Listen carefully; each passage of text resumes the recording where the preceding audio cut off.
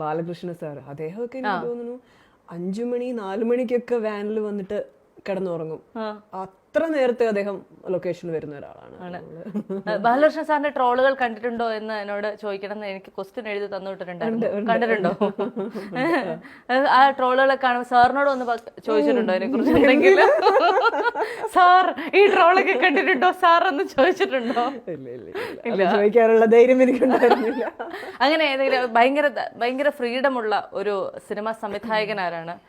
അങ്ങനെ നമുക്ക് ഭയങ്കരമായിട്ട് ഫ്രീഡത്തോടു കൂടി ഇടപെടാൻ പറ്റുന്ന, എല്ലാവരോടും ആ ഒരു ഫ്രീഡം കാണിക്കാം, പക്ഷെ അതേപോലെ റെസ്പെക്റ്റിലുമാണ് നിൽക്കാറുള്ളത്. ഞാൻ അങ്ങനെ ഞാൻ കുറച്ച് റിസർവ്ഡ് ആയിട്ടുള്ള ആളാ.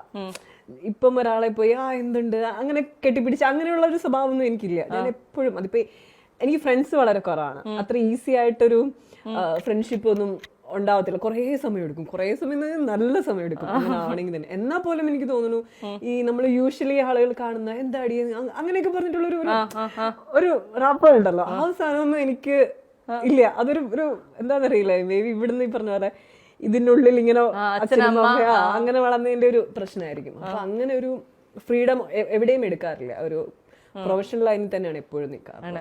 കുറച്ച് പൈങ്കിളി ചോദ്യങ്ങളില്ലാതെ എന്ത് ഇന്റർവ്യൂ. അവസാനമായി ലഭിച്ച പ്രപ്പോസൽ എപ്പോഴായിരുന്നു? ഒരു പ്രപ്പോസൽ പോലും ലഭിച്ചിട്ടില്ലെന്നാണ്. എന്റെ പൊന്നെ, അങ്ങനെ പറയല്ലേ. ഒന്നാമത് എനിക്ക് തോന്നുന്നു ആളുകൾക്ക് നല്ല പേടിയാണ് സത്യം. അങ്ങനെ എന്നാലും കൊളീഗ്സ് ഉണ്ടാവുമല്ലോ. ഇല്ല, അതാ ഞാൻ പറയുന്നത്. എനിക്ക് തോന്നുന്നു എല്ലാ ആളുകളും പറയും എനിക്ക് എന്തോരം ലവ് ലെറ്റേഴ്സ് ആ കിട്ടിയേക്കുന്നത്, എനിക്ക് ഒരെണ്ണം പോലും വന്നില്ല. സീരിയസ്ലി.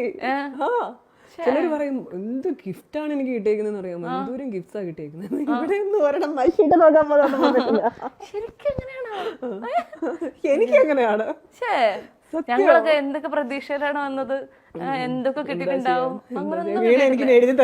സത്യമായിട്ട് ഇപ്പൊ ഞാൻ എഴുതി ഒരെണ്ണം കൊടുക്കേണ്ട അവസ്ഥയാണ്. ചേട്ടാ ഒരെണ്ണം ഒപ്പിക്കണം കേട്ടോ, ഒരു വിഷമം മാറ്റാനായിട്ടെങ്കിലും. ഇതുവരെ ജീവിതത്തിൽ ഒരു ലവ് ലെറ്റർ പോലും കിട്ടിയിട്ടില്ലേ? സ്കൂളിൽ പഠിക്കുന്ന സമയത്ത്. അപ്പോഴെങ്കിലും അത് പക്ഷെ ലവ് ലെറ്റർ ഒന്നും ഇല്ല, ഇങ്ങനെ ഐ ലവ് യു എന്ന് എഴുതിയിട്ടൊരു കുഞ്ഞാണ്. ഇൻസ്റ്റാഗ്രാമിലോ പ്രപ്പോസലുകൾ വരാറില്ലേ? അത് നമ്മളങ്ങനെ ഒരു നമ്മളതങ്ങനെ പ്രപ്പോസലായിട്ടുണ്ടോന്ന് അറിയില്ല. അതിൻ്റെ അത് പിന്നെ ഈ അടുത്ത കാലത്ത് നല്ല നല്ല കമന്റുകളൊക്കെ ആയതുകൊണ്ട് ഇതിലേക്ക് നമ്മൾ വരാൻ കേട്ടോ. എന്നാൽ ഈ ലവ് ലെറ്ററിൽ എന്ന് പറയുമ്പോഴേ, അതായത് ലോകത്ത് ആദ്യമായിട്ട് ലോകത്ത് ആദ്യമായിട്ടല്ല, എന്നാലും മലയാളത്തിലൊരു നടിക്ക് വേണ്ടി അമ്പലം വരെ പണിഞ്ഞ ആരാധകനുള്ള നടിയാണ്. മലയാളത്തിലില്ല. മലയാളത്തിൽ മറ്റൊരു നടിക്കുണ്ടോ, ഒരു അമ്പലം ഉണ്ടോ? ഇല്ലല്ലോ, ഇല്ലല്ലോ അല്ലേ? അങ്ങനെ വരെയുള്ള ആൾക്കൊരു ലവ് ലെറ്റർ പോലും കിട്ടിയിട്ടില്ല എന്ന് കേൾക്കുമ്പോഴത്തേക്കും, എന്നാലും